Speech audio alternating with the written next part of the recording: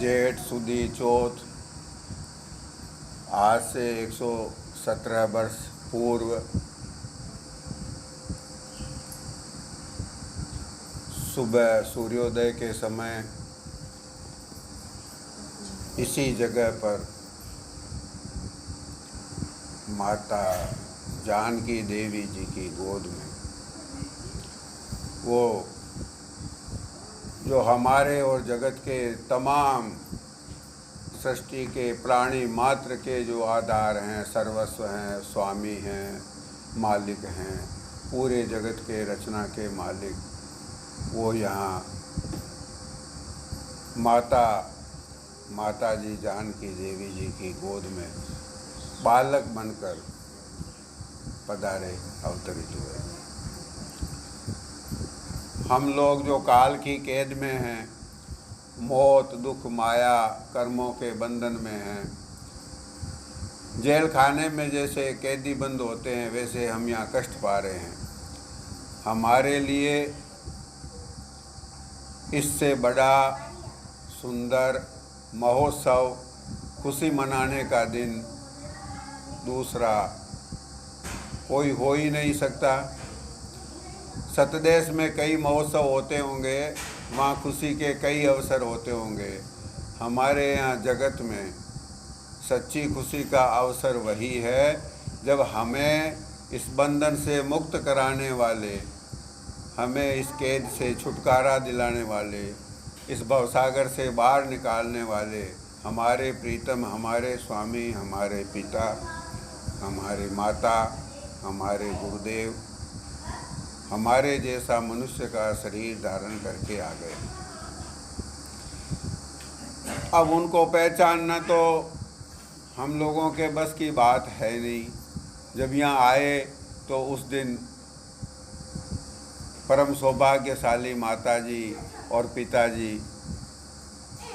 वे परम सौभाग्यशाली थे, फिर भी यह पहचान उस समय होना बड़ा कठिन होता है कि यही कुल मालिक के अवतार हैं। तो उससे कोई खास फर्क नहीं पड़ता। कीमत प्रेम की है। यदि उनमें पुत्र भाव से सच्चा प्रेम कर पाए तो निहाल ही हुए।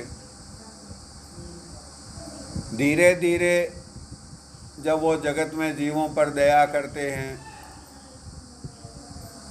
उनका निर्मल आचरण, सबके प्रति समदर्शी वाला अगाध प्रेम, एक प्रेम का समुद्र जैसा उनके दिल में भरा हुआ।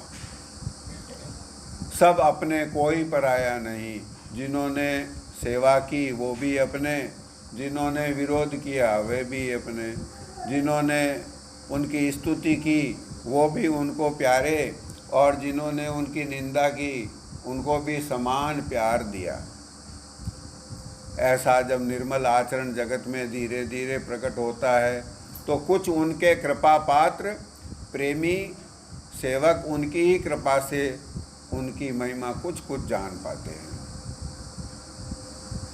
अभी अपन ने एक हमारे अपन लोगों के बहुत बड़े प्रेमी भाई जो बाप जी के सेवक थे, उन्होंने ये बदावा बनाया कि सखीरी आज आनंद देव बधाई, कि आज आनंद का दिन है। बधाई मांगते हैं, बधाई देते हैं। क्यों कि आज सत्य देश के स्वामी सद्गुरु ने जगत में हम लोगों पर दया विचार कर नर शरीर धारण करके यहाँ मनुष्य अवतार ले लिया। तो हमारे अनंत दीर्घ सूत्री दुखों के अंत का एक मौका उपस्थित हो गया। अब हम छूट पाएंगे, नहीं तो पता नहीं कब से यहाँ भुगत रहे हैं। कभी इस शरीर में आ गए, कभी दूसरे शरीरों में चले जाते हैं, कभी ऊंची नीची योनियों में भटकते हैं, घोर कष्ट पाते हैं, रोग शोक भुखमरी आशा तृष्णा, दुखों की तो गिनती ही नहीं है। इन दुखों से, अनंत दुखों से छुटकारा देने वाले हमारे सच्चे प्रीतम, यानी हमसे सच्चा प्यार करने वाले वो प्रभु आ जाए तो उससे ज़्यादा खुशी का मौका दूसरा नहीं होता। लेकिन फिर भी उनको पहचान पाना बड़ा कठिन होता है। बड़े बड़े समझदारों के संशय रह जाता है कि ये आखिर हैं कौन। जब सच्चे प्रेमी उनकी महिमा करते हैं, जब भाई आईदान जी बाप जी साहब की महिमा कर रहे थे, तो सब सत्संगियों का तो एक समान दर्जा नहीं होता। सब सेवक तो बराबर दर्जे के नहीं होते। एक कॉलेज या स्कूल में कई विद्यार्थी पढ़ते हैं, कोई प्रारंभिक कक्षाओं में है, कोई अंतिम कक्षाओं में है। सबका समान दर्जा नहीं होता, तो सबको समान श्रद्धा, समान विश्वास, समान अदब नहीं आती। लेकिन जिन पर उनकी कृपा होती है उनको आती है। भगवान ने अवतार लिया, भगवान नरलीला कर रहे थे, सीता जी का हरण हो गया। भगवान विलाप करते हुए सीता जी को खोजते हुए जगत में वन प्रदेश में घूम रहे हैं, दंडकारण्य में। हे खगमृग हे मधुकर श्रेणी, तुम देखी सीता मृग नैनी। विक्षिप्त जैसी लीला कर रहे हैं, नर लीला कर रहे हैं। उसी समय वहाँ से शंकर जी पार्वती जी के साथ गुजरे। उन्होंने देखा कि मेरे स्वामी सामने से पधार रहे हैं, छोटे भैया सेवक लक्ष्मण जी साथ में हैं, माता सीता जी का हरण हो गया है, भगवान विलाप कर रहे हैं। शंकर जी ने इस रूप के दर्शन किए, फिर सोचा कि उनको जाके प्रणाम करूं। ये सच्चिदानंद घन पर ब्रह्म परमात्मा हैं, मेरे इष्ट हैं। आज मौका है, फिर मौका मिलता नहीं। लेकिन फिर सोचा कि मैं यदि प्रणाम करूंगा तो जगत में मुझे महादेव शंकर के रूप में सभी जानते हैं, क्योंकि वो शास्त्रों में प्रसिद्ध है। वैसा रूप है, कान में, नाक में, सब जगह सांप लगाए हुए हैं, गले में सांप लपेटे हुए हैं, सर में गंगा जी बांधी हुई है, अर्ध बांका चंद्रमा भी, टेढ़ा चंद्रमा भी जटा में खोसा हुआ है, मृगछाला पहनी हुई है। तो सब जानते हैं कि शंकर जी हैं, जगत बंद हैं, प्रमुख देव हैं। ये किसको प्रणाम कर रहे हैं? तो भगवान तो मनुष्य रूप में रहना चाहते हैं, नर लीला कर रहे हैं, इंसान जैसी आचरण कर रहे हैं। अगर मैं जाके प्रणाम करता हूँ तो भगवान की इस लीला में विघ्न आता है। इसलिए दूर से ही जय हो सच्चिदानंद प्रभु आपकी जय हो ऐसा प्रणाम करके चल दिए। दूर से प्रणाम भी किया। माता सती साथ में थी। उसने कहा कि महादेव शंकर जी ने प्रणाम किसको किया? सामने तो ये दो राजकुमार हैं जो ये रो रहे हैं, तो लगता है कि अपनी स्त्री के लिए रो रहे हैं। इनके ऊपर कोई विपत्ति आ गई है, जंगल में इनकी स्त्री का हरण हो गया होगा। ऐसे साधारण इंसान को शिवजी प्रणाम क्यों कर रहे हैं? उसके मन की शंका को देख करके शिवजी ने बहुत कुछ समझाने की कोशिश की। उनको कहा कि सती, तुम्हें संशय नहीं लाना चाहिए। अपन इस समय कुंभज ऋषि के यहाँ से सत्संग करके आ रहे हैं। जिस परब्रह्म परमात्मा की कुंभज ऋषि ने महिमा की और कथा सुनाई, जिनकी भक्ति का मैंने उनको उपदेश दिया, वे ही मेरे इष्ट परब्रह्म परमात्मा दशरथ नंदन राम के पुत्र के रूप में सामने हैं। लेकिन सती को तो विश्वास नहीं हुआ। ऐसा कैसे हो सकता है? पारब्रह्म परमात्मा है तो औरत के वियोग में इस तरह से रोते हैं कि पेड़ पौधों से और भंवरों की पत्तियों से पूछते हैं कि ये तुमने मेरी सीता को देखा है क्या? तब ये अंतर्यामी जानते नहीं कि सीता कहाँ गई। शंकर जी ने कहा कि ये नर लीला कर रहे हैं। बोला ऐसी नर लीला तो मेरी समझ में नहीं आई। शंकर जी ने फिर फरमाया कि ये कौन है? मैं जैसा जानता हूँ, मैं तो अपनी समझ से तुम्हें भी बताने की कोशिश करता हूँ। मुनि धीर जोगी सिद्ध संतत विमल मन जय ध्यावई, धैर्यवान योग में लगे हुए मुनि जन्म जन्मों से जो कोशिश करते हैं, निर्मल मन से सदा जिनका ध्यान करते हैं, मुनि धीर जोगी सिद्ध और सिद्ध पुरुष लगातार बस उनको यही प्रिय है, उन्हीं प्रभु का वो निरंतर ध्यान किया करते हैं, अपने मन को, अपने अंतःकरणों को निर्मल बना बना कर। मुनि धीर जोगी सिद्ध संतत विमल मन जय ध्यावहि, कहि नेति निगम पुराण आगम जासु कीरति गावहि।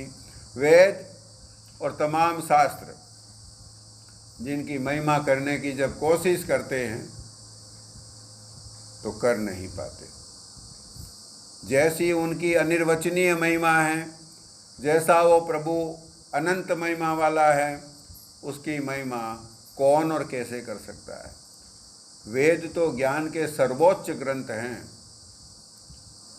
लेकिन उनकी भी सीमा है। भगवान की महिमा जब करने की कोशिश करते हैं तो नहीं कर पाते, तब उनको नेति नेति कह करके समाप्त करना पड़ता है। कई नेति निगम पुराण आगम जासु कीरति गावै। वो सत्ता है ही ऐसी, कितना ही उसको समझने की कोशिश की जाए, जितनी महिमा उनकी भक्तों ने अब तक समझी, तब भी और बाकी है। पूरी महिमा कोई समझ ही नहीं पा सकता, पूरी महिमा कोई वर्णन नहीं कर सकता। क्यों कि यहाँ के जो हम प्राणी हैं, हमारी समझ का दायरा सीमित है। वर्णन करने की जो भाषा का सहारा हम लेते हैं, भाषा की क्षमता सीमित है। समझने वाले की बुद्धि सीमित है, कहने वाले का मुंह सामर्थ्यवान नहीं है, सुनने वाले के कान भी असमर्थ हैं, कहने वाले का मुंह भी असमर्थ है, समझने वाले की समझबूझ भी अधूरी है। कैसे उस परमात्मा प्रभु जो असीम अपार अनंत, उनकी महिमा कैसे समझें। कई नेति निगम पुराण आगम जासु कीरति गावै, सोर ब्रह्म व्यापक एक राम निकाय पति माया धनी, अवतरेउ अपने भगत हित निज तंत्र नित रघुकुल मणि। जिसकी हम कहते हैं कि वो सर्वव्यापक है, वो एक ही है, वो पूर्ण सत्य है, वो अनंत ब्रह्मांडों का स्वामी है। तमाम रचना उनके कलेवर में है, उनके रोम रोम में स्थित है। ऐसा उनका स्वरूप है। गूलर फल समान तव काया, फल ब्रह्मांड अनेक निकाया। वाल्मीकि जी ने भी भगवान की स्तुति में कहा कि हे प्रभु, आपका कलेवर, आपका स्वरूप गूलर के फल के, गूलर के पेड़ के समान है, या झुंड के झुंड गूलर के फल एक एक डाली में लगते हैं, वैसे झुंड के झुंड अनंत ब्रह्मांड आपके रोम रोम में स्थित हैं। निकाय पति माया धनी, और माया के स्वामी हैं। इतनी प्रबल, इतनी क्षमतावान माया जिसने ऐसी चित्र विचित्र रचना की, वो बाप जी की दासी है। ऐसे प्रभु अवतरे वो अपने भगत हित निज तंत्र नित रघुकुल मणि। किसी तंत्र के भरोसे नहीं है। हम तो हैं परतंत्र, एक होते हैं स्वतंत्र, लेकिन ये दोनों ही अधूरे होते हैं। परतंत्र तो है ही अधूरा, क्योंकि वो तो दूसरे के कब्जे में है, वो तो आज़ाद नहीं है, वो तो कैद में है, इसलिए वो तो परतंत्र है। लेकिन जो स्वतंत्र है वो भी पूर्ण आज़ाद नहीं होता। स्वतंत्र के ऊपर भी तंत्र कायम है, लेकिन वो उस तंत्र के बस में नहीं है। तंत्र के नियम उस पर भी लागू होते हैं, लेकिन वो क्षमतावान है। जैसे इस दुनिया के तमाम कानून हैं, लागू सब पर होते हैं, लेकिन कुछ क्षमतावान है, उनको तकलीफ नहीं देते। जैसे भूख लगती है तो जो सामर्थ्यवान है उसको समस्या नहीं है, क्योंकि उसके पास भूख मिटाने के साधन है। लेकिन भूख उनको भी लगती है और भूख मिटाने का साधन उनको भी करना पड़ता है। स्वतंत्र अवश्य है लेकिन तंत्र के परे नहीं है, व्यवस्था के अधीन है। लेकिन निज तंत्र भी होता है, वो केवल बाप जी का स्वरूप है। अवतरे वो अपने भगत हित निज तंत्र नित रघुकुल मणि। शिव जी फरमा रहे हैं, सती को कह रहे हैं कि वही प्रभु किस लिए आए हैं? सीता जी को खोजने के लिए। वो तो अभिन्न हैं, भगवान के हृदय में ही बसती हैं, कभी जुदा हुई नहीं। फिर रावण को मारने के लिए, रावण को तो अपने निज पद में विराजमान होकर के भी उसकी बुद्धि को शुद्ध कर सकते थे, मार भी सकते थे। किसी कानून के अंतर्गत नहीं आते, निज तंत्र नित सदैव अपने स्वयं के तंत्र के अधीन। अपना उनका स्वयं का तंत्र है जो उन पर ही लागू होता है। ऐसे ही बाप जी का स्वरूप है जगत में, केवल अपने भक्तों के लिए। अभी बाप जी की महिमा में अपन ने बाप जी के गुण गाए कि बाप जी जगत में क्यों आए? पापिन के हित देह धराई। पापियों के लिए शरीर धारण करते हैं, अपने भक्तों के लिए शरीर धारण करते हैं। जगत में भक्ति का प्रचार प्रसार करने के लिए शरीर धारण करते हैं। सतगुरु नाम जगत प्रगटाया। जगत में आके क्या किया? जो सतगुरु नाम पहले कभी आपने खुद आके यहाँ प्रकट किया होगा, माया ने उसके ऊपर फिर पर्दा डाल दिया, तो फिर उस पर्दे को दूर करने के लिए, उसे वापस प्रकट करने के लिए जगत में आए। और जब आते हैं और जाते हैं, रहते हैं, तो नियम कायदा मर्यादा कुछ नहीं, निज तंत्र नित सदैव अपने स्वयं के तंत्र के अधीन, अपनी यानी अपनी स्वयं की स्वतंत्र मौज के अधीन आते हैं और जाते हैं, रहते हैं और लीला करते हैं। और कैसा है उनका स्वरूप? रघुकुल मणि। रघु नाम है जो रचना के रग रग में व्याप्त है, रग रग में व्याप्त है सूरत का चैतन्य। और इस सूरत का कुल यानी पूरी रचना, इसके मणि कौन है, इसके आभूषण कौन है, इसके सिरमौर कौन है, इसके मुखिया कौन है, इसके स्वामी कौन है?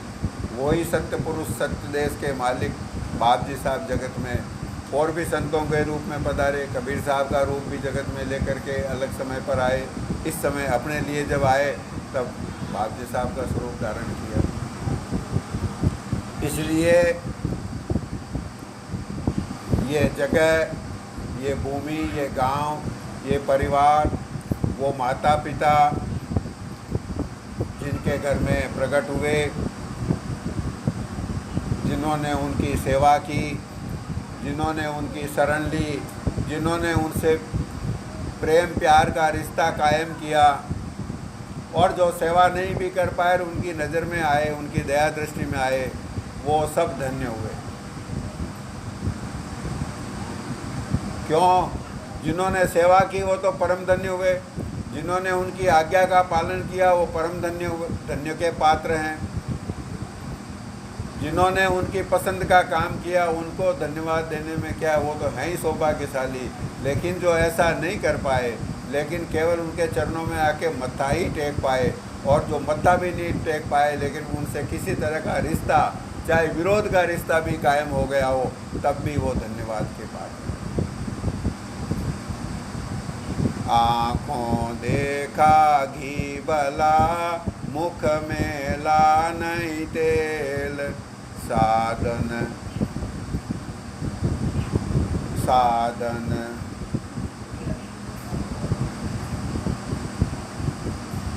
मतलब साधु से झगड़ा भला, नहीं साकट से मेल। ये मैं अपने मन से नहीं कह रहा हूँ कि उन्होंने, यदि किसी ने उनकी सेवा नहीं की, उनसे विरोध का रिश्ता भी जगत में कायम हो गया, तो भी वो धन्यवाद का पात्र क्यों है? ऐसा कबीर साहब फरमाते हैं कि साधु से झगड़ा भला, नहीं साकट से मेल। क्योंकि नहीं, इस लोहे में तो यही है, साधु से झगड़ा भला नहीं, साधु से झगड़ा भला नहीं साकट से मेल। क्यों कि वो प्रेम स्वरूप है, उनके पास देने के लिए क्या है? प्रेम ही है। जिस किसी के भी संपर्क में आएंगे उन पर दया ही होगी, क्योंकि दया के समुद्र हैं और कुछ है नहीं उनके पास। प्रेम के समुद्र हैं, प्रेम ही देते हैं और कुछ उनके पास है नहीं। तो प्रेम के समुद्र, दया के समुद्र, ज्ञान के स्वरूप, आनंद के समुद्र, सत्य के स्वरूप, इनसे जो भी संपर्क किसी भी तरह से रखेगा उसको यही चीज़ें मिलेगी। गंदी के पास जाएंगे तो क्या मिलेगा? यदि कोई इत्र बेचने वाला है, उसके पास इत्र खरीदने के लिए जाएं, प्रेम भाव से जाएं, विरोध से जाएं, उस गंदी जो व्यापारी है इत्र का, उसको ठगने की नीयत से जाएं तो भी मिलेगी, तो केवल खुशबू ही मिलेगी। इसलिए जो जो उनके मौजूदगी के समय में, उनके जीवन काल में किसी भी तरह से उनके संपर्क में आए, वो सब धन्यवाद के पात्र हुए। और जब वो दुनिया से पधार जाते हैं तब जुगों जुगों तक उनकी कीर्ति गाई जाती है। उनके यश का गान करके हम लोग जो मेले हृदय के हैं, मेली बुद्धि के हैं, मेली मति के हैं, पाप कर्मों के अधीन हैं, वो अपने मेल धोते हैं। इसलिए महापुरुषों का जन्मदिन मनाया जाता है। जन्मभूमि पर मत्था टेकने का रिवाज क्यों मनाया महापुरुषों ने? कि यहाँ आकर के जुगों जुगों तक जगत के पीड़ित, प्रताड़ित और मलिन लोग अपने मेल को धोएंगे, अपनी पीड़ा को कम करेंगे, अपनी परेशानियों से मुक्त होंगे। इसलिए ऐसा रिवाज है, महापुरुषों ने चलाया है, प्रेमी भक्तों ने जारी किया है कि महापुरुषों का जन्म महोत्सव और जन्म स्थल पर उस दिन जन्म महोत्सव रचा जाता है, उनके गुण गाए जाते हैं और इस तरह से उनको सच्ची श्रद्धांजलि अर्पित की जाती है। उनकी महिमा को, उनके उपकारों को याद करके हम अपनी मैली बुद्धि को साफ करते हैं। इसका भी प्रमाण है, भगवान प्रकट तो अयोध्या में हुए। जन्म महोत्सव कहीं भी मनाया जा सकता है, लेकिन अयोध्या में तो मनाया ही जाएगा। अयोध्या की जन्मभूमि को आज़ाद कराने के लिए पिछले लगभग 500 वर्षों से, 450 वर्षों से तो हमारी कौम ने कितना संघर्ष किया, तब जाकर के अब सफलता मिलने की उम्मीद बंदी है, मिल भी गई। जय दिन राम जन्म श्रुति गावई, तीरथ सकल तहाँ चली आवई। क्यों? कि जिस दिन भगवान का जन्म हुआ है, जिस जगह पर, वेद ऐसा कहते हैं कि दुनिया के तमाम तीर्थों की दिव्यता और पवित्रता आज सचमुच में इस जगह पर आ गई है जहां हम भी बैठे हैं। हमारे भी सौभाग्य खुले हुए हैं कि हम उस जगह पर मौजूद हैं। बाप जी के उस दरबार में हमारी भी हाजिरी लगी हुई है जहां बाप जी प्रकट हुए, और आज के दिन दुनिया की तमाम पवित्र स्थानों की पवित्रता यहाँ मौजूद है। जय दिन राम जन्म श्रुति गावई, तीरथ सकल तहाँ चली आवई। असुर नाग खग नर मुनि देवा, आई करई रघुनायक सेवा। जन्म महोत्सव रचई सुजाना, करई राम कल कीरति गाना। जितने भी उनके प्रेमी हैं, चाहे वो राक्षस योनि में हो, इंसानों में हो, देवताओं में हो, सिद्धों में हो, पक्षियों में, किसी भी योनि में हो, वो शरीर से या भावना से वहाँ उपस्थित होते हैं। असुर नाग खग नर मुनि देवा, आई करई रघुनाय, आकर के प्रभु की सेवा में तैनात हो जाते हैं, सेवा का लाभ उठाना चाहते हैं। अब सेवा क्या की जा सकती है? वो तो शरीर त्याग करके अपने निज पद में जा कर के समा गए, लेकिन आज उनका जन्म महोत्सव हम यहाँ रच रहे हैं, मना रहे हैं और उनका जस गा रहे हैं, उनके गुणों को याद कर रहे हैं। यही सेवा है। असुर नाग खग नर मुनि देवा, आई करई रघुनायक सेवा। जन्म महोत्सव रचई सुजाना, करई राम कल कीरति गाना। भगवान की सुंदर कीर्ति का गायन करते हैं और यही करने का मौका हमें बाप जी साहब ने दिया है। आज बाप जी साहब का प्रकट दिवस है। 11 दिन बाद में हमारे संत मत के मूल आचार्य, संत सम्राट, हम सब के सच्चे स्वामी संतों ने भी जिनको अपना आराध्य माना, सदगुरु कबीर साहब का प्रकट दिवस है। बाप जी साहब ने ऐसी दया की, स्वयं अपनी मौत से, अपनी मौजूदगी में ऐसी परंपरा जारी कर दी कि जेठ सुधी चौथ से जेठ सुधी पूर्णमासी तक का अखंड सत्संग, वहाँ भगवान के गुण गाने के लिए देवता, राक्षस, मनुष्य, उनके भक्त, सिद्ध और पक्षी, किसी भी योनि में जो उनके प्रेमी भक्त हैं वो आकर के इकट्ठे होते हैं, तो कुछ समय के लिए गुण गाते हैं। एक दिन का ज़्यादा से ज़्यादा महोत्सव होता है। बाप जी ने बड़ी दया करी, ये 11, 12, कभी कभी 13 दिन हो जाते हैं। इस साल तो एक तिथि क्षय हो रही है, टूट रही है, इसलिए एक दिन कम है, अन्यथा एक दिन ज़्यादा होता है। किसी पखवाड़े में एक तिथि बढ़ जाती है, तब एक दिन और बढ़ जाता है। तो इस बार तो 11 दिन का ही है। तो 11 दिन का अखंड उनके उस मालिक के गुण गाने का, बाप जी के गुण गाने का हमें मौका बाप जी ने दया करके बख्शा है। क्यों कि गुण गाने से ही हमारे मेल उतरेंगे, उनके गुण गा करके ही हम पवित्र होंगे। हम भी किसी लायक हो सकते हैं, हमारा भी मेल कम हो सकता है, यह केवल बाप जी के गुणानुवाद से, उनके चरणों के प्रताप से ही हो सकता है। तो ऐसा सुंदर मौका बाप जी ने दिया है कि हम इस स्थल पर बैठ करके अब 11-12 दिन तक निर्बाध उनके गुण गाते रहें। समय कठिन है, मौसम कठिन है, हमारी संख्या कम है, हमारा आत्मबल कम है।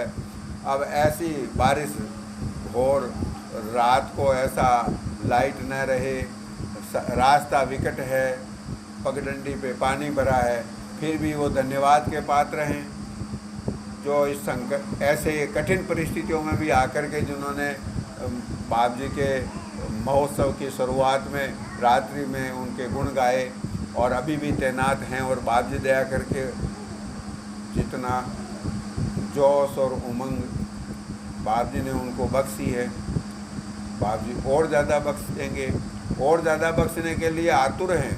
अपनी पात्रता देखेंगे तो हिम्मत ज़्यादा दे देंगे, शौक़ ज़्यादा दे देंगे, हमें दया करके अभिमान से भी बचाएंगे। अभिमान आ गया तो गड़बड़ हो जाएगी, दीनता बख्शेंगे।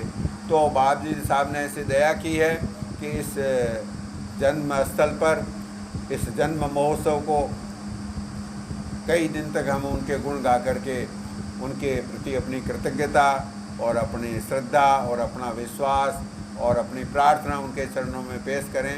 ऐसा मौका उन्होंने बख्शा है। मेरे भी बाप जी के चरणों में ये प्रार्थना है कि मैं भी आपके गुण गा सकूं। ऐसी दया आप करें और सब सत्संगी मिलकर के दीन भाव से, प्रेम के साथ, शौक़ के साथ, उमंग के साथ आपके गुण गा सकें। आपकी प्रसन्नता का इस तरह से छोटा बड़ा काम हम भी कर पाएँ, ऐसी हम पर दया करें। इसी प्रार्थना के साथ विराम। विशुद्धान